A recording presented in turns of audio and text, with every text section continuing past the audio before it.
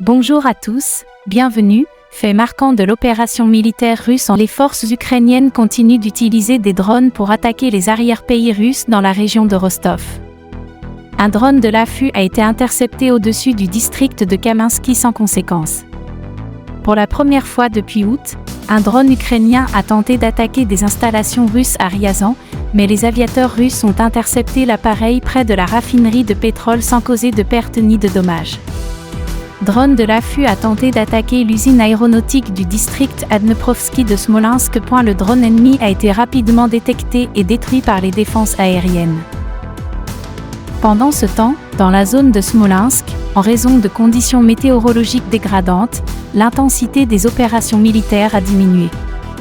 Des affrontements positionnels et des tentatives localisées de sortie continuent au nord et au sud de Bakhmout dans la direction de Soledar. Le commandement ukrainien craint que les hauteurs adjacentes à Krosnat et au chef de la police ne tombent sous le contrôle des forces russes. Pour éviter ce scénario et en raison de lourdes pertes en main-d'œuvre, l'ennemi a transféré des unités supplémentaires dans la zone. Dans la direction de Donetsk, des soldats russes ont occupé une station de pompage à l'est de l'audi de la centrale à coke.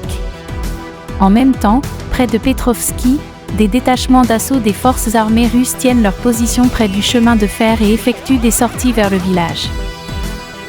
Sur le flanc sud, les troupes russes se consolident dans la zone industrielle de Yasenivik et sont repoussées les attaques avec des tirs d'artillerie, obligeant l'ennemi à se retirer à ses positions d'origine avec des pertes.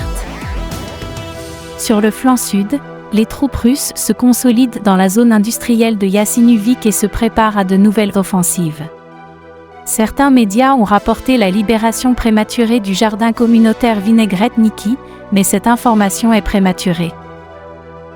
Pendant ce temps, près de Avdiivka, les forces ukrainiennes ont tenté d'attaquer dans la région d'État à l'ouest de Yasinuvata, mais les troupes russes tiennent la défense et empêchent l'avancée de l'ennemi. Dans la section de la rivière, des unités russes ont avancé depuis le groupe Chav pour renforcer la défense.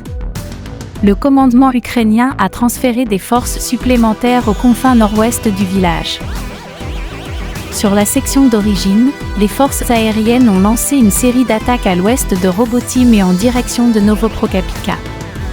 Les troupes russes ont repoussé les attaques avec des tirs d'artillerie, obligeant l'ennemi à se retirer à ses positions d'origine avec des pertes.